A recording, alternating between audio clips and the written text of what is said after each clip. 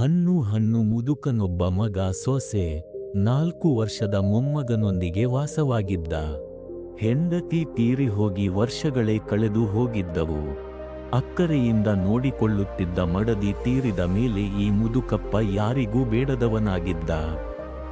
ವಯೋಸಹಜವಾಗಿ ಆತನಿಗೆ ಸರಿಯಾಗಿ ಕಣ್ಣು ಕಾಣಿಸುತ್ತಿರಲಿಲ್ಲ, ನಡೆಯಲು ಆಗುತ್ತಿರಲಿಲ್ಲ, ಊಟ ಮಾಡುವಾಗ ಕೈ ನಡುಗುತ್ತಿತ್ತು. ಪ್ರತಿ ರಾತ್ರಿ 4 ಜನರು ಒಟ್ಟಿಗೆ ಊಟ ಮಾಡುತ್ತಿದ್ದರು. ಆದರೆ ನಡುಗುವ ಕೈಗಳ ಅಜ್ಜ ಊಟ ಮಾಡುವಾಗ ಆಹಾರ ಕೆಳಗೆ ಬೀಳುತ್ತಿತ್ತು. ಗಾಜಿನ ಲೋಟ ಬಿದ್ದು ಒಡೆದು ಹೋಗುತ್ತಿತ್ತು. ಊಟದ ಮೇಜು ಪ್ರತಿದಿನವೂ ಆತನಿಂದ ಗಲೀಜಾಗುತ್ತಿತ್ತು. ಸೋರ ಶಬ್ದ ಮಾಡುತ್ತಾ ಊಟ ಮಾಡುವ ಅವನಿಂದ ಮಗ ಸೊಸೆಗೆ ಕಿರಿಕಿರಿಯಾಗುತ್ತಿತ್ತು. ಅತಿಥಿಗಳು ಮನೆಗೆ ಬಂದರೆ ಮುದುಕನನ್ನು ವಿಚಿತ್ರವಾಗಿ ನೋಡುತ್ತಿದ್ದರು. ಅಪ್ಪನಿಗೆ ವಯಸ್ಸಾಗಿದೆ, ಎಷ್ಟೊಂದು ಗಲೀಜಾಗಿ ಊಟ ಮಾಡುತ್ತಾರೆ, ನನಗಂತೂ ಸಾಕಾಗಿ ಹೋಗಿದೆ ಎಂದು ಒಂದು ದಿನ ಮಗ ಹೆಂಡತಿಗೆ ಹೇಳಿದ. ಅಯ್ಯೋ, ದಿನವೂ ಹಾಲು ಚೆಲ್ಲಿಕೊಳ್ಳುತ್ತಾರೆ, ಅವರಿಂದ ಒಡೆದು ಹೋದ ಗಾಜಿನ ಪಾತ್ರೆಗಳಿಗೆ ಲೆಕ್ಕವೇ ಇಲ್ಲ ಎಂದಳು ಹೆಂಡತಿ.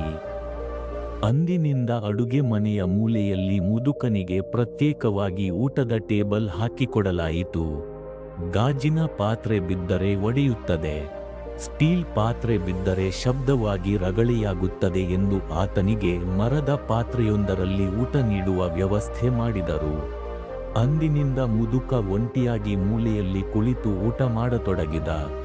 ಉಳಿದವರು ಒಟ್ಟಿಗೆ ಕುಳಿತು ನಗುತ್ತಾ ಊಟ ಮಾಡುತ್ತಿದ್ದರು.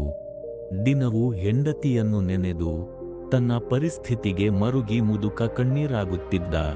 4 ವರ್ಷದ ಮೊಮ್ಮಗ ಇವೆಲ್ಲವನ್ನು ಮೌನವಾಗಿಯೇ ನೋಡಿಕೊಂಡಿದ್ದ. ಒಂದು ದಿನ ಸಂಜೆ ಹುಡುಗ ಮರದ ತುಂಡುಗಳನ್ನು ತಂದು ಬುಡ್ಡೆ ಹಾಕಿಕೊಂಡು ಏನೋ ಮಾಡುತ್ತಿದ್ದ. ಅಲ್ಲಿಗೆ ಬಂದ ಅವನ ತಂದೆ, ಏನು ಮಾಡುತ್ತಿದ್ದೀಯಾ ಮಗು ಎಂದು ಕೇಳಿದ. ಓಹ್ ಅದಾ, ನಾನು 2 ಪುಟ್ಟ ಪಾತ್ರೆಗಳನ್ನು ಮಾಡುತ್ತಿದ್ದೇನೆ. ಈಗ ನಮ್ಮಲ್ಲಿ 1-2 ಪಾತ್ರೆಗಳಷ್ಟೇ ಇವೆ, ಅವು ಅಜ್ಜನಿಗೆ ಆಗುತ್ತವೆ. ಆದರೆ ನೀವು ದೊಡ್ಡವರಾದ ಮೇಲೆ ನಾನು ನಿಮಗೆ ಊಟ ಹಾಕಲು ಮರದ ಬೌಲ್ ಬೇಕಲ್ಲ ಎಂದು ಹೇಳಿ ಮತ್ತೆ ಕೆಲಸದಲ್ಲಿ ಮಗ್ನನಾದ. ಅಪ್ಪನಿಗೆ ಯಾರೋ ಕೆನ್ನೆಗೆ ಬಾರಿಸಿದಂತಾಯಿತು. 4 ವರ್ಷದ ಮಗನ ಮಾತನ್ನು ಅರಗಿಸಿಕೊಳ್ಳಲಾಗಲಿಲ್ಲ. ಹಿಂದೆಯೇ ನಿಂತಿದ್ದ ಹೆಂಡತಿಯ ಕಣ್ಣುಗಳಲ್ಲೂ ಪಶ್ಚಾತ್ತಾಪದ ನೀರಿತ್ತು.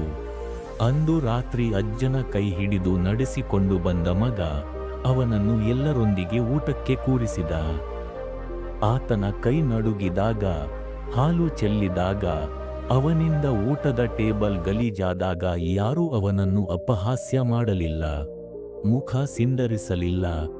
ನಿಮ್ಮ ಮಕ್ಕಳು ನಿಮ್ಮಿಂದ ಕಲಿಯುತ್ತಾರೆ, ನೀವು ಕಲಿಸಬೇಕೆಂದೇನಿಲ್ಲ. ನಿಮ್ಮ ಪ್ರತಿ ಮಾತು, ವರ್ತನೆ, ಹಾವಭಾವ ಅವರ ಮನಸ್ಸಿನ ಮೇಲೆ ಪರಿಣಾಮ ಬೀರುತ್ತವೆ.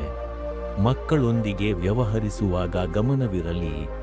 ನೀವು ನಿಮ್ಮ ಹೆತ್ತವರೊಂದಿಗೆ ಹೇಗೆ ನಡೆದುಕೊಳ್ಳುತ್ತೀರೋ ಹಾಗೆಯೇ ನಿಮ್ಮ ಮಕ್ಕಳು ಮುಂದೆ ನಿಮ್ಮನ್ನು ನಡೆಸಿಕೊಳ್ಳುತ್ತಾರೆ.